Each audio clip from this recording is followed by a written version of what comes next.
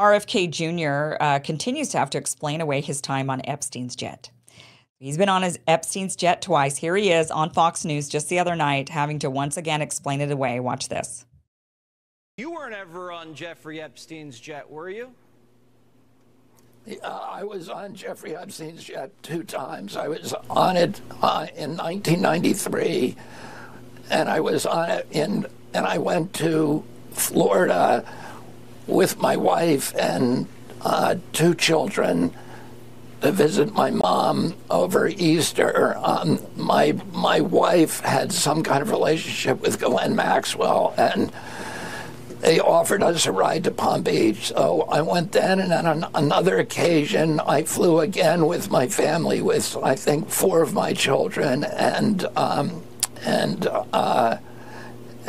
Mary, my wife, to Rapid City, South Dakota, to go fossil hunting for a weekend. And but otherwise, I was never on his jet alone. I've been very open about this from the beginning. This was in '93, so it was 30 years ago. It was before anybody knew about Jeffrey Epstein's, his nefarious issues. And I agree with you that all of this information should be released.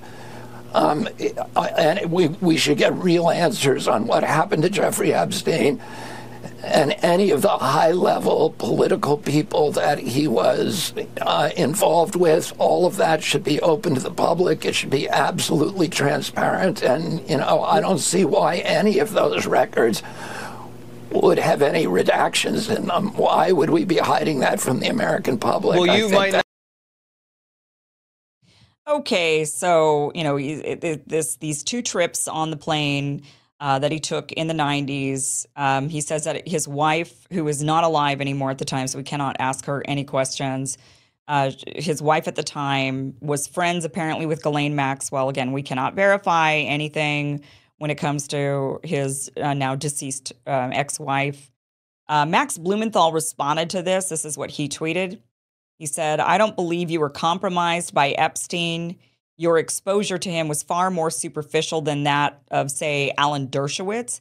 You do seem to have been compromised/influenced by the Likudnik Adelson-backed network that sustains Shmuley's career, though, open to discussing." So Max is still trying to get RFK Jr. to discuss with him his support for Israel. Now, look, no one's going, any connection to Epstein, anyone's going to say, it wasn't anything. I mean, no one's going to be like, not only did I go on his jets a couple times, but I went to his parties, or he came to my house, or, I went to his island on no one's going to say these things, right? No one's going to cop up to having a relationship more than just, I didn't really know the guy, saw him in passing a couple of times. Like, no one's going to admit anything other than a superficial relationship. So I'm not going to go just on face value of what RFK Jr. has to say about his relationship with Epstein. I think 2 times on a plane is really suspicious. It's particularly suspicious when you've got him as a Catholic, who Catholics are not known to be Zionist. So he's not Jewish. He has no real reason to support the nation of Israel. There's no emotional reason for it, unless it's, out of because of the Holocaust, so there is that for some people. They feel that there should be some sort of reparation paid of some kind. But really, when you're looking at this, trying to connect the dots, okay, why are you advocating so hard for Israel?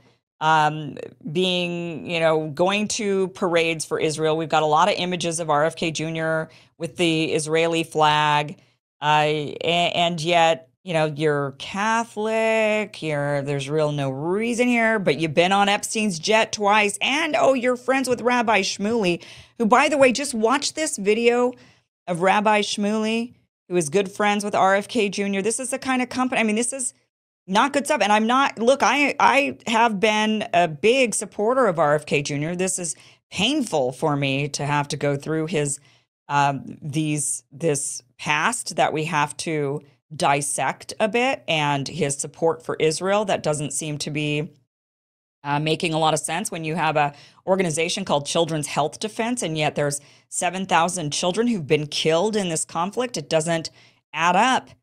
unless it does add up into something that's a bit nefarious. And that's what people keep asking him about Epstein's jet. But here's Rabbi Shmuley, and this guy is standing with his daughter when this clip, he's with his daughter. And just watch this. Hi, everyone. I'm being stopped all over the streets of London. Here I am with my daughter Hannah in front of Tower Bridge, which I consider the most beautiful bridge in the world. Hannah doesn't. No, not exactly. But we are here to announce we're so grateful to our brother, Mohammed Hijab, for continually, thanks, Mohammed, for continually promoting Hannah's kosher sex company based on the book that I wrote, and especially the lubricants that he spoke about. Oh, that's right, the super slippery ones. Super slippery ones. Couldn't handle the facts, so had to go after my dad's kids. So in honor and in recognition and in gratitude, yes, for Mohammed continually giving your company international promotion. What are we doing, Hannah? We're having a discount, a Mohammed Hijab discount. There's a new Mohammed Hijab discount code. You go to kosher.sex, right? Kosher.sex. At the checkout, you can put in Mo Hijab. Mo Hijab, and- M-O-H-I-J-A-B. Okay? So your sex can be both holy and hot. Right. Now Or your sex can be it kosher could be, sex. listen, it's even better the way Muhammad said it. It could be unholy shmoli. The unholy shmoli sex is even better than the holy shmoli. Mohammed Hijab. So Muhammad, thank you for promoting Hannah's. We really appreciate it. I was there to debate Israel, but you took the opportunity to really give Hannah's company all Appreciate you. all made in Israel products, correct? Yeah, thank God. Our So first Muhammad's product's coming gonna out, help- Our first kosher sex product made in Israel. Right. And some of the proceeds are going to go to soldiers, God willing. So, yeah, that's launching today. And you could see that Muhammad wore in the debate the white and blue of the Israeli flag. So he was out to promote Israeli companies and promote Israel and promote kosher sex especially because he kept on speaking about it. So again, you go to kosher. This is for real, right? You go to kosher.sex.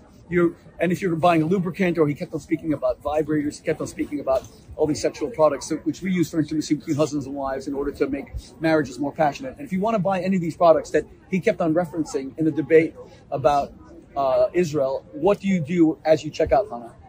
At the checkout code. No, at the checkout, you put in the code. There's a promo code that you can input. And it's Mohammed Hijab, Mo Hijab, and thank you, Mohammed Hijab discount code, and you get 10% off, which is it's the deal of the century. Thank you, Mohammed. God bless Got you. you. Okay, he made 3 of those videos.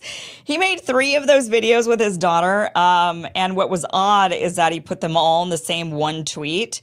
So it wasn't like one video once and then like some time goes by and then he does another video to promote her sex toy shop a second time and then, later and then makes a third video. No, he makes 3 like cuts of this and puts them all in the same one tweet, which was very weird. And there he is with his daughter talking about sex toys and lubricants and vibrators. And, it's a bit creepy and kind of weird. I mean, it's one thing, there's the 3 different takes you can see there of this where he keeps talking about it over and over and over again. I mean, maybe I could understand like a real quick, like, oh yeah, my daughter has this company. Let her tell you about it. I'm going to step out of the frame here for a minute. Like, okay, that'd be one thing, but he's talking about it. And not only is he talking about it, but he's talking about it again and again and again. So, odd, very weird. And look, this is the guy that is hanging out with RFK Jr. saying that they're really good friends. And then he's been on Epstein's jet twice. And then look at Rabbi Shmuley takes him to go and hang out with the IDF and to listen to a special briefing. So he was invited to a special briefing that Rabbi Shmuley set up for him with IDF leadership, where they told him about the Israel-Hamas war. So he spoke to the spokesperson, Jonathan Conricus, and also he spoke to another person in that there was some other people that he was involved with apparently in this briefing who he listened to. But look, like we can't say that there's anything with anybody. I mean, this is why so many of us want to get the logs. Many of us want to know what happened with, who Epstein's client list, who was on the client list, who had more interaction with Epstein. People want to know this stuff, and that stuff isn't coming out. I'm not naive enough to think that that's the only if Epstein, which many of us believe, there's a lot of links that look like it was a Mossad operation in order to gain a Mossad blackmail operation in order to gain influence and blackmail, obviously, to keep the Israeli agenda going. And perhaps Epstein worked on behalf of other nations as well who were trying to get some blackmail, or maybe even some organizations who wanted blackmail. I mean, it seemed like he was operating a blackmail ring. I'm not naive enough to think that's the only one. I would think that there's more than one, and more than one way that people were compromised, and maybe not them, but maybe their children, or maybe, they go after anybody in order to get you to cave, in order to get you to do what they want you to do, and whatever that thing is that they want you to do. I mean, that's what we don't know, and that's what we want to find out about. But I'm just saying, look, like, it doesn't look good for Robert F. Kennedy Jr. to have been on the flight twice, to then, and we cannot get any information out of that because his wife at the time is no longer alive. We've got Rabbi Shmuley, who's kind of, real weird. And he's setting up meetings with IDF, with RFK Jr. And on top of it, RFK Jr. is,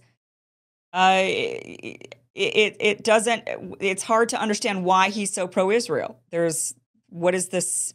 Is he getting a lot of lobbying money? Is there, there's a lot of questions there around that. And so it just doesn't look good. So I do think that he should take Max Blumenthal up on his offer to have a discussion about it, and to hash it out, really, why he thinks the way he does when he seems to be so anti-war. But then when it comes to this one country, he's all about it, it seems. And even going to their military meetings and listening to them talk about justifying what they're doing against kids when he's running children's health defense. It doesn't. So there's just, things don't add up, except maybe they do add up. And that's, and look, and on top of it, RFK Jr. does not have the best past. He has a really bad negative past with a lot of shady behavior that has been verified, admitted by him at times. And, so things don't look good on that front. And I think a lot of people have a reason to be suspicious.